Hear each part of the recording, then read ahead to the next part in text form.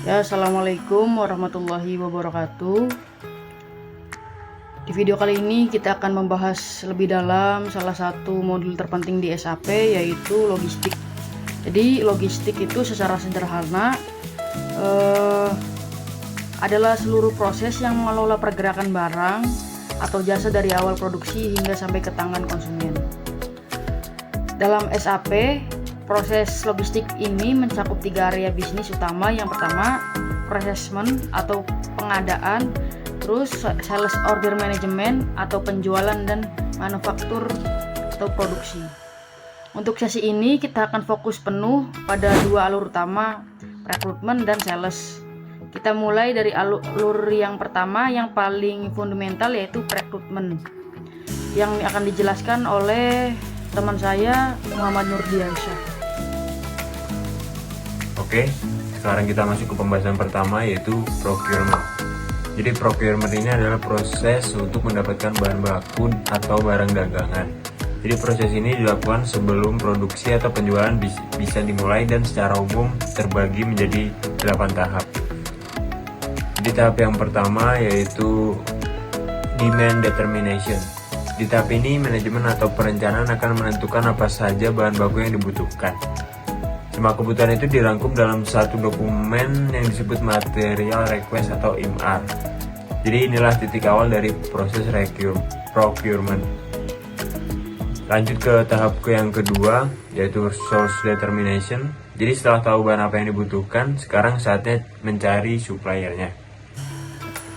Jadi biasanya perusahaan akan survei supplier berdasarkan data lama atau minta penawaran baru. Yang dilihat di sini adalah ketersediaan barang, harga, kualitas, dan syarat pembayaran. Setelah punya beberapa pilihan, masuk tahap ketiga, yaitu supplier selection. Di sini semua informasi tadi disaring dan dipilih supplier yang paling cocok dan menguntungkan. Tujuannya tentu agar bahan yang dibeli berkualitas tapi juga efisien dari segi biaya dan waktu. Kemudian pada tahap keempat adalah purchase order creation. Setelah suppliernya fix, perusahaan akan membuat purchase order atau PO. Ini semacam surat resmi pemesanan barang. Jadi isinya mencakup daftar barang, jumlah, dan jadwal pengiriman, termasuk tanggal dan lokasi gudang. Data untuk membuat PO ini diambil dari sistem, yaitu vendor master record untuk data supplier dan material master record untuk data barangnya. Sekian bagian pertama dari proses procurement. Untuk tahap selanjutnya akan dijelaskan lebih detail oleh teman saya, Alia. Betul, setelah PO dibuat, prosesnya itu belum selesai. Tahap selanjutnya itu ada order monitoring. Di tahap ini, perusahaan secara aktif memonitor status pesanan dan proses pengantarannya secara berkala. Di dalam sistem SAP akan muncul reminder atau pengingat untuk memberitahu kapan jadwal pesanan akan tiba, sesuai dengan data di PO. Lalu, tahap selanjutnya itu ada good receipt. Ini adalah momen krusial saat pesanan bahan baku tiba. Tim gudang akan memeriksa kondisi dan toleransi kualitas bahan baku, lalu menerbitkan surat penerimaan barang yang disebut good receipt atau GR. Barang ini kemudian disimpan di gudang. Tahap selanjutnya itu adalah invoice verification. Setelah barang diterima, tagihan atau invoice dari supplier akan masuk. Nah, tagihan ini tuh akan dicek ulang secara teliti, dicocokkan dengan data di PO dan catatan penerimaan barang. Tahap inilah penyesuaian nominal dilakukan. Misalnya jika ada barang rusak, kompensasi keterlambatan, atau perhitungan pajak-pajak terkait. Tahap selanjutnya yaitu adalah payment processing. Setelah tagihan final dan sesuai, sistem akan mengeluarkan surat perintah pembayaran. Bagian keuangan perusahaan kemudian yang akan mengeksekusi pembayaran ini kepada supplier. Nah, proses ini juga akan otomatis membuat dokumen akuntansi di modul Financial Accounting. Itu tadi alur lengkap procurement. Sekarang kita pindah ke sisi penjualan yang akan dibawakan oleh Reynara. Sekarang kita beralih ke sales order management atau proses pengelolaan, pesanan, dan penjualan barang hasil produksi. Sama seperti procurement, proses ini idealnya memiliki 8 tahap. Tahap pertama itu adalah sales order. Semua dimulai ketika ada pesanan dari konsumen. Pesanan ini akan didokumentasikan oleh Customer Sales Representative atau CSR ke dalam sistem dalam bentuk sales order. Data untuk sales order ini ditarik dari Customer Master Record untuk info pelanggan dan material Master Record untuk info produk. Tahap kedua ada Availability Check. Setelah sales order dibuat, sistem akan langsung memeriksa stok barang di gudang untuk memastikan apakah barang yang dipesan konsumen tersedia atau tidak.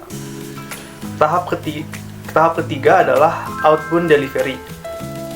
Jika hasil pengecekan menunjukkan barang tersedia, maka barang tersebut bisa dijual. Di tahap ini, perusahaan akan menjadwalkan pengiriman barang ke konsumen. Tahap yang keempat, Select Transportation and Packaging.